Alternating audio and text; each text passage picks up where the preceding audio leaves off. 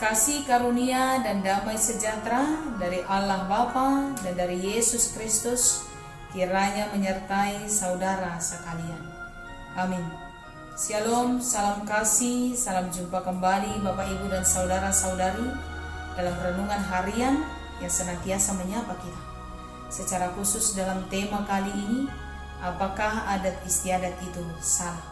Saudara-saudari, ayat renungan bagi kita tertulis dalam kitab Markus pasal 7 ayat 5b sampai ayat 9. Mengapa murid-muridmu tidak hidup menurut adat istiadat nenek moyang kita, tetapi makan dengan tangan najis? Jawabnya kepada mereka, benarlah nubuat Yesaya tentang kamu, hai orang-orang munafik. Sebab ada tertulis, bangsa ini memuliakan aku dengan bibirnya, padahal hatinya jauh daripadaku. Percuma mereka beribadah kepadaku, sedangkan ajaran yang mereka ajarkan ialah perintah manusia. Perintah Allah kamu abaikan untuk berpegang pada adat istiadat manusia. Yesus berkata pula kepada mereka, sungguh pandai kamu mengesampingkan perintah Allah, supaya kamu dapat memelihara adat istiadatmu sendiri. Demikian firman Tuhan. Saudara-saudari yang dikasihi Yesus Kristus, ayat ini sering sekali dikutip untuk mendukung argumen yang menolak adat istiadat. Dalam pandangan banyak orang, adat dan Injil itu seolah-olah menjadi dua hal yang sangat bertentangan. Allah sepertinya tidak suka adat istiadat, Yesus sepertinya benci adat istiadat, Alkitab seolah-olah tidak mendukung adat istiadat, dan adat itu seringkali dipandang sebagai sarana untuk penyembahan berhala. Lalu benarkah demikian? Sesungguhnya tidak. Saudara-saudari yang dikasihi Yesus Kristus, dalam ayat bacaan malam ini, Yesus diperhadapkan pada persoalan adat istiadat nenek moyang yang dipegang oleh orang-orang Farisi dan ahli-ahli Taurat.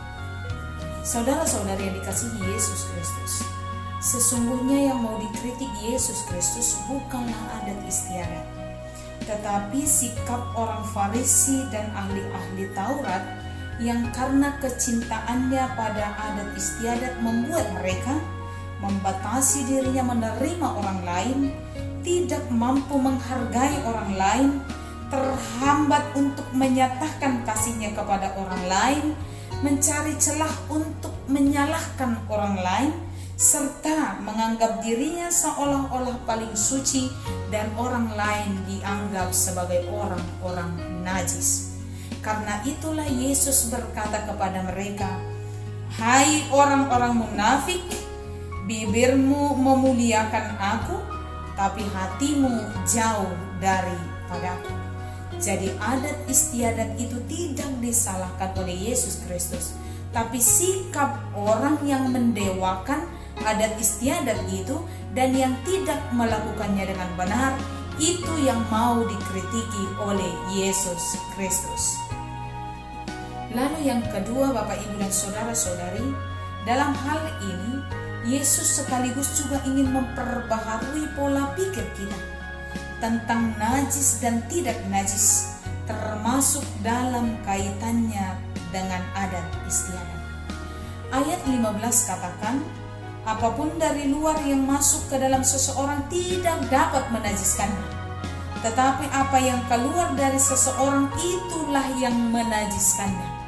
Apa yang dari luar diri kita tidak bisa menajiskan kita, tapi kita yang menyebabkan segala sesuatu itu menjadi najis.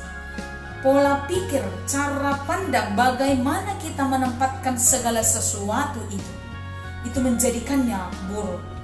Apa yang kita punya Bapak Ibu dan saudara-saudari, mungkin pengetahuan, mungkin harta kekayaan, mungkin jabatan, mungkin apapun juga itu, jangan engkau menempatkan itu lebih tinggi daripada Tuhan Allah sehingga dia menjadi najis dan menjadi sangat buruk. Tapi jadikan itu untuk membuatmu semakin bersyukur kepada Tuhan, semakin tahu mendekatkan diri dengan Dia, semakin tahu merangkul orang lain, menerima orang lain, menghargai orang lain, mencintai orang lain, dan menyatakan kasih kepada orang lain. Dan yang ketiga, melalui renungan ini kita mau diajarkan tentang hidup ini haruslah punya prioritas. Di gijang niak kanarikot adong donaruniko. Di atas yang penting ada hal yang lebih penting. Di samping Yesus mengingatkan bahwa setiap orang harus menempatkan Allah di atas segalanya, kita juga mau diajak untuk belajar memiliki manajemen dalam pola hidup kita.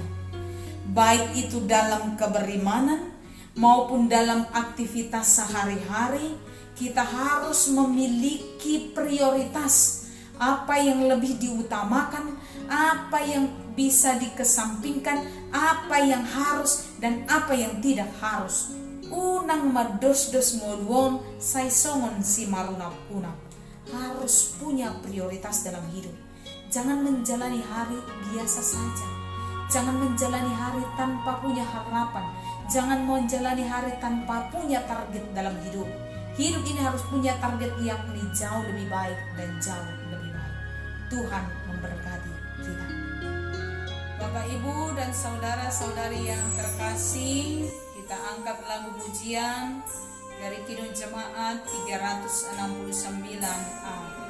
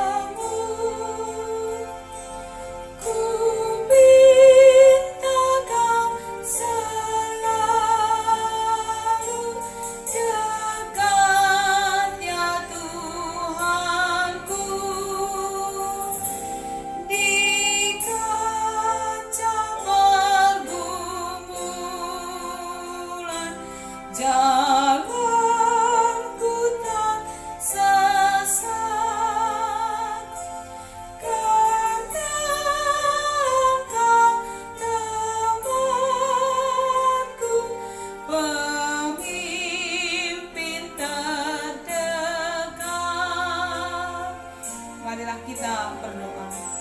Kami bersyukur kepadamu Tuhan untuk kasih karunia Tuhan yang senantiasa melimpah dalam hidup kami. Biarlah kiranya Tuhan juga memberkati kami sepanjang malam ini untuk menyambut hari esok, hari baik yang akan Tuhan anugerahkan bagi kami. Berkati kami, berkati seluruh jemaat Tuhan, berkati seluruh keluarga kami, supaya kami senantiasa dalam keselamatan yang daripada-Mu. Dalam nama Yesus Kristus kami berdoa dan mengucap syukur. Amin.